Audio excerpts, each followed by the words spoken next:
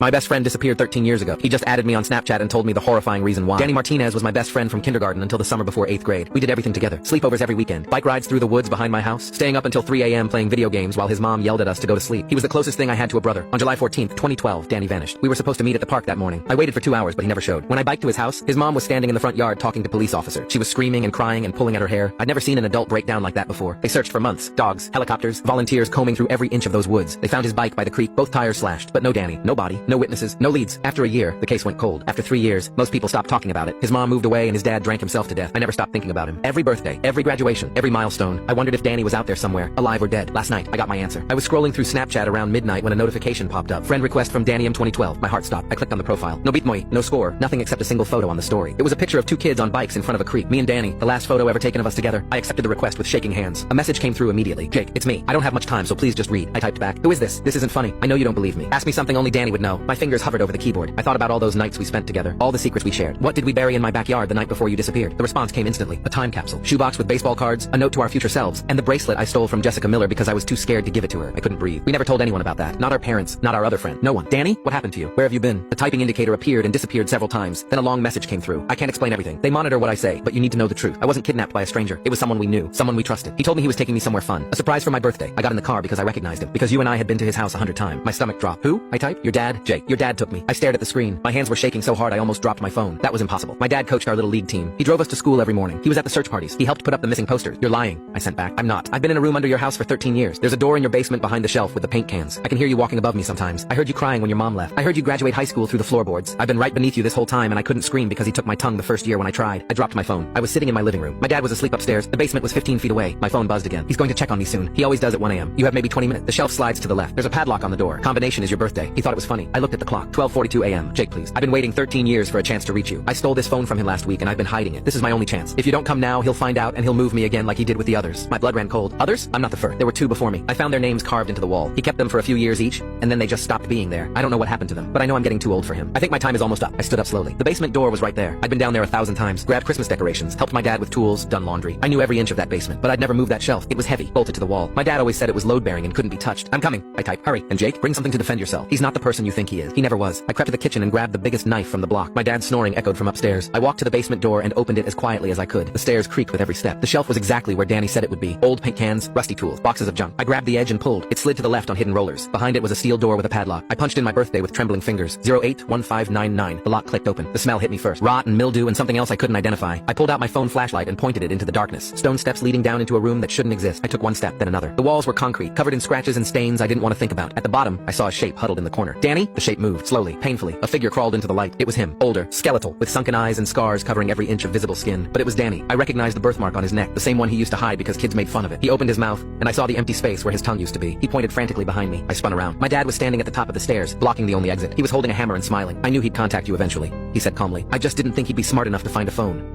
He started walking down the steps. I'm disappointed in you. Jake, I really am. I was hoping you'd never have to find out. Dad, what is this? What did you do? He stopped a few feet away. His smile didn't waver. What I had to do. What I've always done. You wouldn't understand. Danny was tugging at my leg, trying to pull me towards something. I looked down and saw him pointing at a crack in the wall, a hole just big enough to squeeze through. Don't even think about it, my dad said. There's nowhere to go. That tunnel leads to the wood, but I'll catch you before you make it 10 feet. I always do. My phone buzzed in my pocket. I glanced at it without thinking. A final message from Danny's account. I sent everything to the police before I messaged you. Screenshot of his confession, location of the house, all of it. They're on their way. You just have to survive until they get here. My dad saw me look at my phone. His smile finally disappeared. What did you do? Siren. Faint, but getting closer. His grip tightened on the hammer. You have no idea what you've just started, he whispered. Then he looked past me, at Danny, and his expression shifted to something I'd never seen before. Pure rage. This is your fault. You just couldn't stay quiet, could you? After everything I did for you. After I chose you. He raised the hammer and stepped toward us. The sirens were getting louder, but they weren't here yet. My dad smiled again. They won't make it in time. Time slowed. I could hear my heartbeat in my ears, pounding so hard it made the edges of my vision blur. The basement air felt thick, like I was breathing through wet cloth. My fingers were cramped around the kitchen knife. I realized I'd never actually stabbed anything in my life, not even a piece of meat that wasn't already cut. My dad took another step down. The hammer gleamed in the light from my phone. Move, Danny was trying to mouth, but without a tongue, the sound came out as a wet, desperate gargle. His nails dug into my ankle. He was stronger than he looked. 13 years in a concrete box hadn't taken that from him. Jake, my dad said, voice low and calm like he was talking me through a math problem. Put the knife down. You're not a killer. You're my son. I thought about birthday parties and Christmas mornings and road trips and little league games. I thought about how many times I'd fallen asleep in the back seat of his car on the way home from practice, trusting him completely. I thought about Danny's missing tongue. The sirens wailed closer, a rising, distorted cry through the thick walls. My dad glanced up toward the ceiling, calculating. I saw it in his eyes. He was doing math too. Distances, angles, how long he had. His gaze snapped back to me. The smile was gone now. His face was flat, empty, like someone had turned off a light behind his eyes. Last chance, he said. Put the knife down and walk upstairs. I'll handle this. How? I heard myself ask. My voice didn't sound like my own. How are you going to handle this? The same way I've always handled it, he said. You think this is the first time someone's come looking? The first time someone knocked at the door? He shook his head, almost pitying. You have no idea the things I've done to protect you, to keep our family safe. Safe? I choked. You kidnapped my best friend. His jaw clenched. For the first time, something like genuine anger flickered across his features. I saved you from him, he snapped. The words were so insane I actually laughed, a short, broken bark that sounded deranged even to my own ears. What are you talking about? He took another step down, lowering the hammer slightly, like we were just two people having a conversation. You don't remember what he was like when you two got older, my dad said. But I do. I saw it. The way he looked at you, the way he touched you, the way he tried to pull you away from me. His eyes sharpened. You think I didn't see him try to get you to run away that summer? You think I didn't find the notes? What notes? I asked, confused. Behind me, Danny made a strangled sound and shook his head violently. My dad's lip curled. Of course he didn't tell you.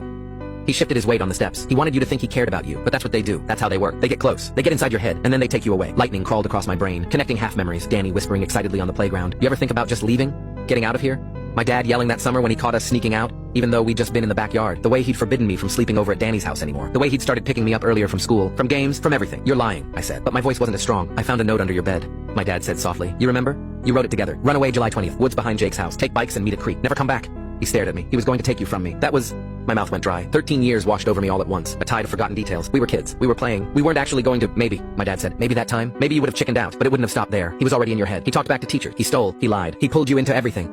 His eyes shone with a feverish conviction. I saw the way he looked at you, like you were his, like I didn't exist, like I wasn't your father. The sirens cut closer. I could make out individual whoops now, the Doppler effect bending their sound against the walls. Tires screeched faintly on pavement above us. My dad's nostrils flared. Listen to me, Jake. I did what fathers do. I protected you. I removed the threat. His voice hardened. I put him where he couldn't reach you anymore. I looked back at Danny. He was staring up at my dad with an expression I didn't recognize. Not just fear, not just hate, something else. Something like recognition, like he'd heard this speech before, 100 times. He shook his head slowly, eyes wide, tears tracking down his grimy cheeks. He pressed his palm flat against his chest, then pointed at me, then at my dad, then made a twisting motion near his temple. Crazy. He's crazy. My dad's gaze flicked to him. You don't get to manipulate him anymore, he said coldly. You had your chance. You almost succeeded.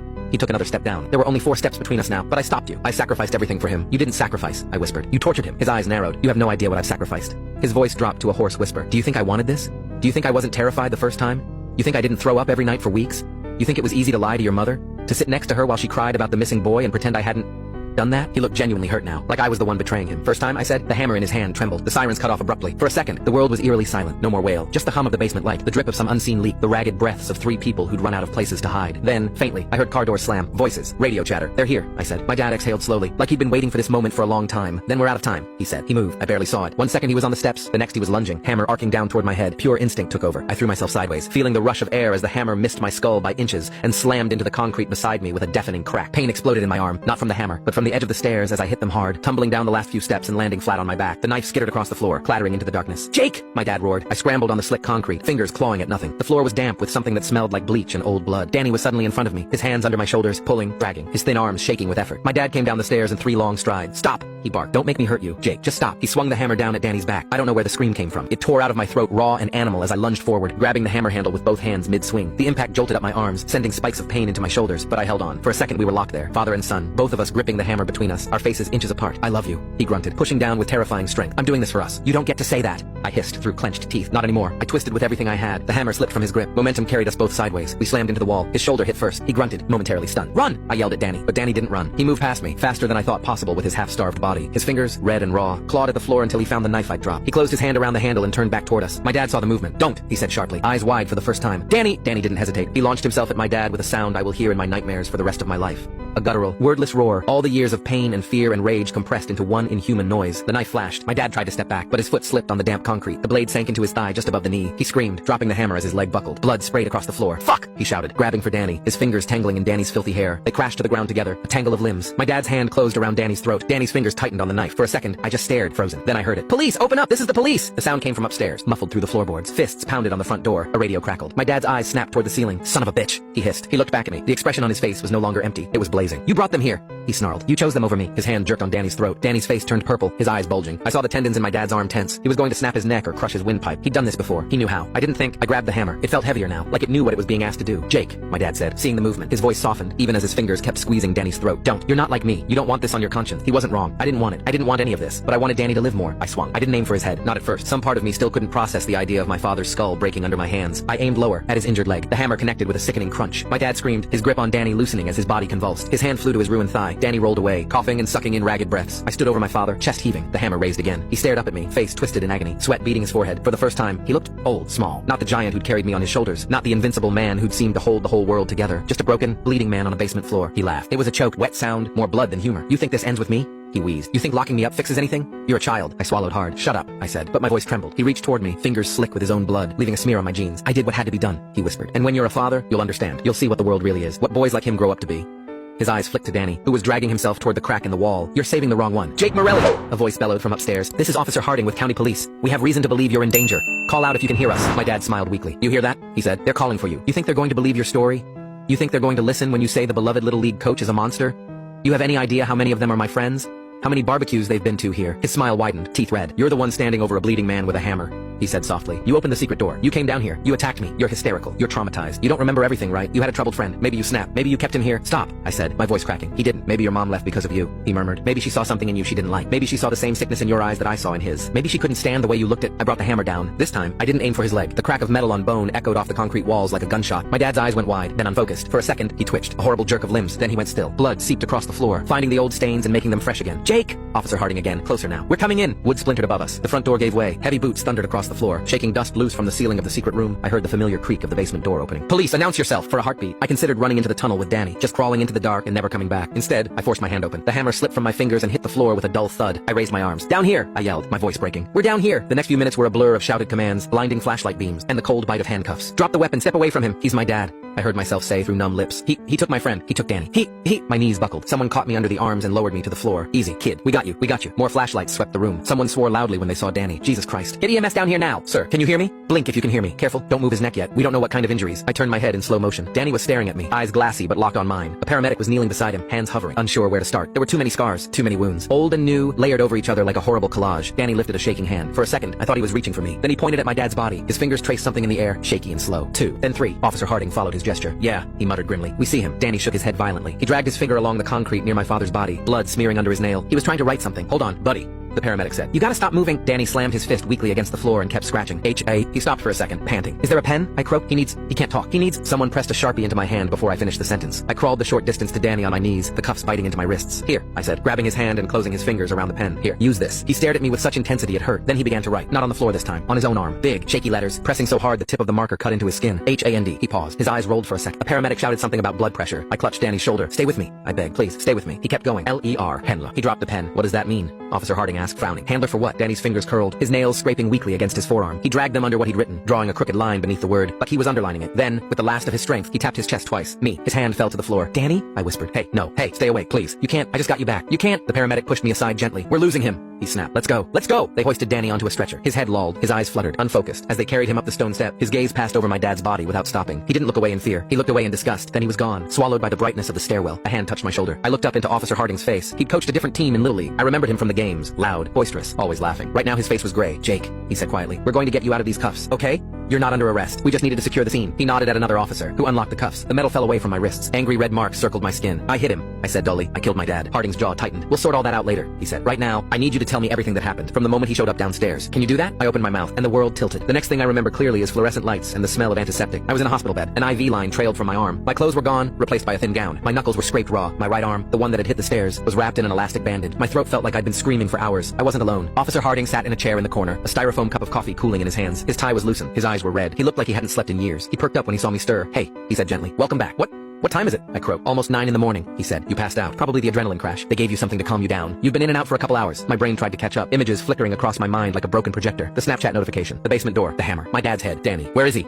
I pushed myself up too fast. The room spun. Danny, where is he? Is he okay? Is he easy? Harding said, putting a hand on my shoulder. He's here. I see you. They're working on him. Is he going to live? I demanded. Harding hesitated. My stomach dropped. Tell me. I snapped. Please. I need to know. He lost a lot of blood. Harding said carefully. He's severely malnourished. Multiple old fractures. Infection in a few of the wounds. They're doing everything they can. The fact that he was conscious at all when we got there is honestly kind of a miracle. That wasn't an answer. Can I see him? I asked. Not yet, Harding said. He's in surgery. They'll let you know if visitors are allowed. If, I repeated numbly. Silence settled between us, thick and heavy. Finally, Harding cleared his throat. Jake, he said, I know this is the worst night of your life. I'm not going to pretend I understand what you're going through, but there's some stuff we need to talk about while it's still fresh. Is that okay? I wanted to say no. I wanted to curl up and disappear. Instead, I nodded. He pulled a small notebook from his pocket. First of all, he said, I want you to know that the scene is secure. Your house is now a crime scene. We've got forensics down there. State police are on their way. The FBI's been notified. The FBI? I echoed. You kept a missing child in your basement for 13 years, Harding said bluntly. That's interstate kidnap. There's a good chance your dad's activities went beyond county lines, maybe beyond state lines. We don't know yet. I flinched at you kept. but I didn't correct him. He caught himself and grimaced. Sorry, he said quickly. Old habit. What I mean is, your dad did. And we're going to do everything we can to make sure they know that. You understand? I nodded again. Harding scribbled something in his notebook. Let's start from the beginning, he said. Tell me how you got that Snapchat. I told him everything. I told him about the friend request, the photo of us at the creek, the messages about the time capsule. I told him about the combination lock, the smell, the stone steps. I told him about my dad appearing at the top of the stairs like he'd always been there. I told him about my father's twisted explanation, the notes he claimed to have found, the way he'd convinced himself he was protecting me. I told him about the hammer. When I got to the part where I swung it, my voice faltered. I wasn't trying to kill him, I said. Not at first. I just wanted him to stop. I wanted him to let go of Danny. I wanted him to... I trailed off. Harding watched me carefully. Jake, he said quietly. I've seen a lot of crime scenes. I've seen murder, manslaughter, self-defense, accident. I've seen cold-blooded and I've seen panic. I know the difference. So will the prosecutor. So will a jury, if it came to that. He leaned forward in his chair. What I saw down there, he said, was a kid trying to save his friend's life from a man who had already killed at least 2 people and was about to kill again. I saw a boy using the only tool he had to stop a monster. He held my gaze. I'm not worried about you, he said. You shouldn't be either. You did nothing wrong. Tears burned behind my eyes. He was my dad, I whispered. I know, Harding said. He didn't say, I'm sorry. He didn't say, he wasn't really your father.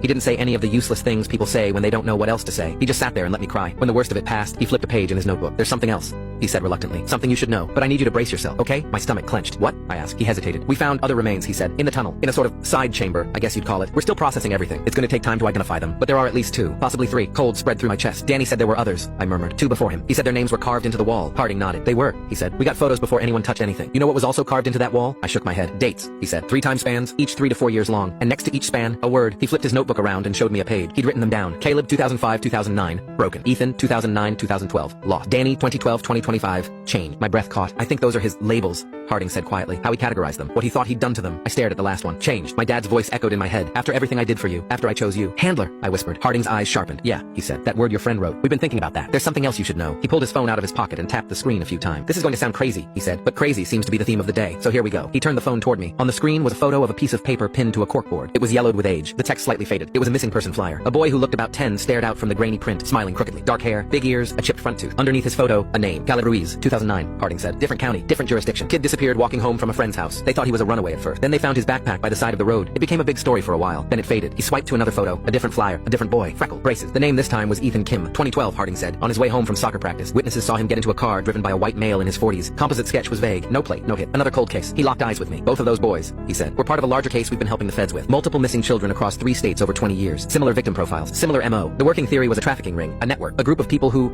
do things like your dad did. The hairs on the back of my neck stood up. A network? I repeated. Harding nodded grimly. And every time they thought they had a lead, every time they got close to a suspect, the trail went cold, he said. Sometimes the suspect died suddenly. Sometimes evidence went missing. Sometimes a key witness recanted. It was like someone was always one step ahead. Someone like my dad, I said. Maybe, Harding said. Or someone like whoever he was working for. I blinked. What do you mean? I demanded. He kept Danny in our basement for 13 years. He carved those boys' names into the wall. He bragged about always doing what he had to do. What else do you need?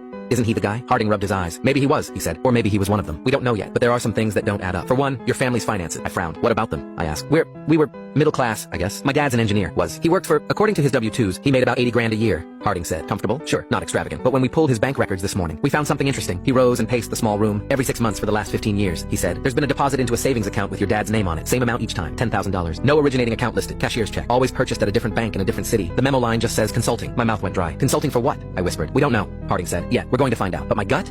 My gut says your dad wasn't the only one involved in this. My gut says handler means what it sounds like. Someone who manages, prepares, shapes, changed. What are you saying? I asked, my voice barely audible. That he was training them for someone else? Harding looked at me for a long moment. I'm saying, he said carefully, that if your friend wrote that your dad was his handler, not his whatever else, then your dad might not have been the final destination. The room seemed to shrink around me. What happens now? I asked, staring at my hands. With Danny, with me, with all of this. Harding sighed. Now? He said. Now. The feds come in. They're going to want to talk to you. They're going to want to talk to Danny, if he makes it. He held up a hand when I flinched. I'm not saying that to be cruel. I'm saying it because we need him. We need what he knows. There might be other kids out there. Kids your dad prepared who didn't end up dead. He sank back into the chair. As for you, he said, you're a victim. Full stop. But you're also a witness and the son of the perpetrator. That's a lot. They're going to want you in protective custody, at least for a while. Protected from who? I asked bitterly. He's dead. Harding's eyes drifted to the word on his phone. Handler. Yeah, he said softly. He is. He didn't have to say the rest. There might be others. They moved me that afternoon. 2 U.S. Marshals came to the hospital room and introduced themselves with serious, practiced voices. They explained what protective custody meant. Safe houses, new routines, a burner phone, limited contact with the outside world, just until things settle down. One of them, a woman named Alvarez, said, we don't know how far this goes yet. We'd rather be overcautious than sorry. I signed papers I barely read. Before they took me away, I begged to see Danny. No promises, Alvarez said. ICU is strict, but I'll see what I can do. Somehow, she did it. 10 minutes later, I was standing outside a glass-walled room, my heart lodged in my throat. Danny lay in the bed, dwarfed by machine. Tubes snaked from his arms, his nose, his chest. Bandages wrapped most of his body. His hair had been shaved in places to access injuries. Under the harsh lights, his skin looked almost translucent. person. He looked small, smaller than he'd ever looked when we were kids, smaller than he'd looked huddled in that basement corner. A nurse adjusted a drip and gave me a sad smile. "You can go in," she said, "but you can't touch anything, and you only have a few minutes." My legs felt like they belonged to someone else as I walked into the room. The beeping of the heart monitor was a steady, fragile rhythm. Suddenly, I was terrified that if I spoke, if I said the wrong thing, it would falter. "Hey," I whispered, standing next to the bed. "It's me, Jake." His eyes were closed. I wasn't sure if he could hear me. The nurse had said he was sedated. They had to keep him under while they cleaned and stitched and set and treated. I took a shaky breath. "I'm so sorry," I said. "I'm sorry I didn't find you sooner. I'm sorry I didn't move that damn shelf. I'm sorry I chose to believe he was a good person instead of seeing what was right under my feet. I'm sorry for every birthday I celebrated while you, a hot tear splashed onto the sheet. I wiped it away quickly, like I was afraid it would burn him. "I don't know what happens next," I admitted. "The cops are talking about networks and handlers and other kids. They think my dad was part of something bigger." "I think so too." "I think you do, or you wouldn't have written that word." I swallowed hard. "Whatever this is," I said, "I'm not running from it. I'm done pretending. I'm done being the kid who doesn't know anything. They're going to ask us questions. They're going to want details. And I know that's going to be hell for you, having to remember it all. But if you can do that, maybe we can stop the rest of them. Maybe we can make this mean something." The heart monitor kept beeping. I laughed weakly. "Listen to me," I said, "making speeches while you're unconscious. Classic Jake move, huh?" His eyelids flickered. My breath caught. "Danny?" I leaned forward. "Hey, can you hear me?" His eyes didn't open, but his fingers moved just a little, just enough to twitch against the sheet. I looked wildly at the nurse. Was that a reflex?" I asked. "Or," she smiled, "could be either," she said gently. "But if you're talking to him, keep doing it. Sometimes they hear more than we think." I looked back at him. "Okay," I said, "then I'll keep talking. I'll never shut up again. You're going to be so sick of my voice." I wanted to stay longer, but after a few minutes, the nurse touched my arm. "Time's up," she said softly. Alvarez was waiting in the hall. "You ready?" she asked. "No." "Yes," I said. We walked away from the ICU together. I didn't look back. The safe house was an anonymous townhouse in a row of identical anonymous townhouses on the edge of a city I didn't recognize. "We move often,"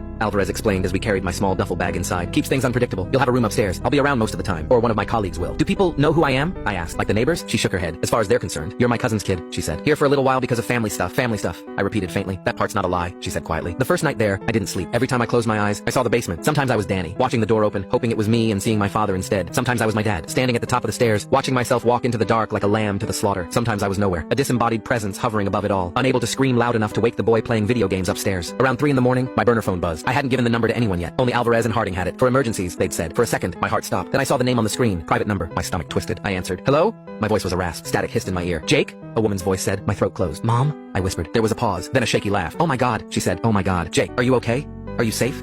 They said you were in some kind of witness protection thing. I don't even know. They wouldn't tell me anything." And then the news. She broke off, sobbing. I sank onto the edge of the bed. "Yeah," I said. I'm safe." I didn't know what that word meant anymore, but I said it anyway. "How did you—" I began. "The police called," she said, sniffing. They said your father was dead, that there had been an incident. They asked me questions about him, about his habits, and then they told me what they'd found. Under the house." Her voice cracked. "Jake, I lived there for years. I slept above that room. I cooked dinner in that kitchen. I did laundry in that basement. And I never knew. How did I not know? Because he didn't want you to, I thought. Because he knew exactly which buttons to push. Because he turned your pain into his shield. Because he did the same thing to me. It wasn't your fault," I said. She inhaled sharply. "They showed me something," she whispered. "The detective. They asked for my permission first. They said it might jog my memory. It might make something click. I shouldn't have looked. I knew I shouldn't have, but I did." "What did they show you?" I asked, even though I already knew. "The room," she said. That place. The scratches on the walls. The drawings." Her voice dropped. "The box." I frowned. "What box?" She took a shuddering breath. "There was a metal lockbox on a shelf," she said. "They said it was hidden behind some boards. They asked if I recognized it. I didn't. But when they opened it," she broke off, strangled. "Mom," I said, fear creeping up my spine. "What was in the box?" "Notes," she whispered. "Dozens of them. Maybe 100. Little scraps of paper. Some old and yellow, some newer. All of them. Plans." She swallowed. "Your plans." My mouth went dry. "What?" I croaked. "Your handwriting," she said. "From when you were a kid. Running away to the creek. Running away to the city. Running away to live in a treehouse. Running away and taking Danny with you. Running away and never coming back." My heart hammered against my ribs.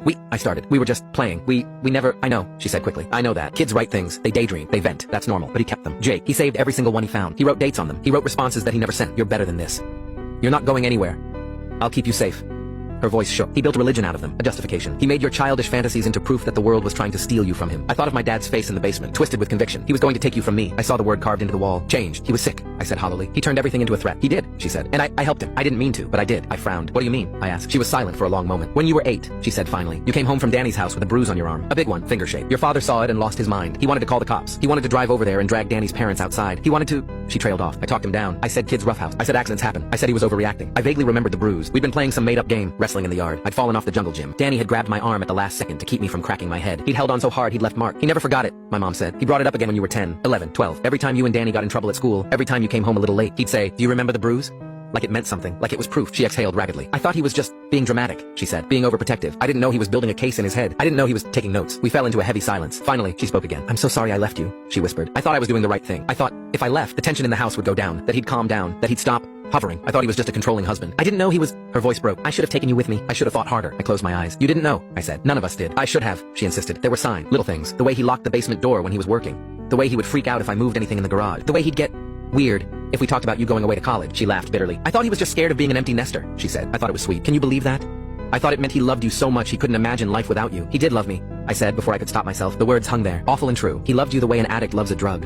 my mom said softly. He loved you the way a prison guard loves his favorite inmate. He loved you as proof that he was good. He loved you as a reflection of himself. That's not love that lets you grow. That's love that keeps you in a basement. My chest hurt. I don't know what to do with any of this, I admitted. Everyone keeps telling me he was a monster, and he was, but he was also my dad. I don't know how to merge those two people in my head. I keep remembering the time he drove 3 hours to bring me my cleats because I forgot them. And then I remember him saying, "They won't make it in time," while holding a hammer over my best friend. You don't have to merge them, she said. You don't have to forgive him. You don't have to hate him. You just have to live. You just have to keep putting one foot in front of the other. Therapy will help. Time will help, she sniffed. And maybe helping those other kids will help too, she added. The detective said they found things, file, photos, names. He said you and Danny might be the key to unraveling all of it. I thought of the word on Danny's arm, handler. What if they come after me? I asked quietly. Whoever he was working for. What if they want to tie up loose ends? That's why you're with the marshals, she said firmly. That's why you're not alone. They're not going to let anything happen to you. Jake, not again. There was a knock on my door. Wrap it up, Alvarez called gently. Lights out soon. I have to go, I told my mom. I know, she said. Jake? Yeah? I love you, she said. Not the way he did. Not the twisted way. Just simply as my son. That's it. That's all. Tears spilled over again. I love you too, I whispered. We hung up. I stared at the phone for a long time. Then I opened Snapchat. The app loaded, cheerful and bright, as if it weren't the reason my entire life had imploded. My friends list was empty. No Danny M 2012. I went to my messages. The conversation with Danny was still there. The photo of the creek, the time capsule message, the confession about my dad, his last text. I sent everything to the police before I messaged you. Screenshot of his confession, location of the house, all of it. They're on their way. You just have to survive until they get here. I scrolled up to the top of the chat. Something caught my eye. The little gray text under his username. Joined Snapchat 2 weeks ago. I frowned. 2 weeks. He'd been in that basement for 13 years. How the hell had he gotten a phone, installed Snapchat, made an account, and learned how to use it in 2 weeks? He'd said he stole the phone from my dad. I thought of my father's old flip phone, the one he'd used for years, the one that definitely couldn't run Snapchat. Where had the smartphone come from? I zoomed in on the profile picture. There wasn't one, just a gray silhouette. I opened the story again. The photo of the two of us at the creek was grainy, like it had been scanned from an old print. The date in the corner was July 13th, 2012, the day before he disappeared. Someone had kept that photo. Someone had digitized it. Someone had used it to get my attention. My dad wouldn't have done that. He'd spent years pretending Danny didn't exist. The only time he'd ever mentioned him was with thinly veiled annoyance. So who had? My skin crawled. I stared at the top of the screen. Danny M 2012. I tapped the name, opening the profile. Still no Bitmoy. Still no score. But there was one new thing. A little line of text under his name. Managed by team support. What the hell? I whispered. I screenshotted it. Then my phone buzzed. A new message from Danny M 2012. My heart slammed against my ribs, hands shaking. I opened it. There was no text, just a single image. A hallway, dimly lit, white walls, a sign on the far wall in block letters. Intensive care unit. At the bottom of the frame, barely visible, was the corner of a hospital bed being wheeled through a door. The timestamp on the photo was 10 minutes ago. A caption appeared under it as I watched. Change takes time. My blood turned to ice. Alvarez, I shouted. Alvarez, I need you. She burst into the room a second later, hand already on her gun. What is it? She demanded. I held out the phone with numb fingers. She took one look at the screen. Her face went pale. Shit, she whispered. I pointed at the caption. Who the hell? I asked, my voice shaking. Is on the other end of Danny's account? Alvarez's jaw clenched. I don't know, she said, but we're going to find out. She turned and barked something into her radio. My phone buzzed again. Another snap. Same hallway. The camera had moved closer to the ICU door. This time, the caption was shorter. See you soon, Jake. I stared at the screen, my own terrified reflection staring back at me. For the first time since I'd walked into that basement, I understood what my dad had meant. You have no idea what you've just started. He was wrong about almost everything, but he was right about that. The monster under my house was dead. The ones who'd been feeding him were still out there. And now, they knew my name.